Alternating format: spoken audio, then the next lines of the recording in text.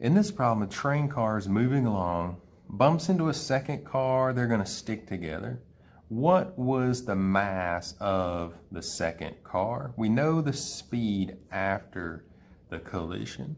And so law of conservation of momentum says that the mass of the first car times its original speed, that momentum before the collision is going to have to equal the total momentum after the collision. So after the collision, the two cars stick together. So I'm adding their two masses together times the final velocity. So this final momentum equals the original momentum.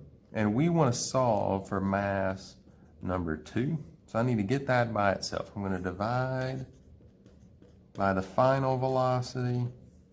I'm going to move mass 1 over here and subtract it from both sides. So mass 1, our first train car, 6,300 kilograms, times it was moving 10.8 meters per second, divided by the final speed of 7 meters per second, and then minus the mass of number 1. You could go back here and factor out mass 1. It's not really necessary here. These meters per second are going to cancel out. We're going to end up with kilograms. So 6,300 times 10.8 divided by 7, and then minus 6,300 from that.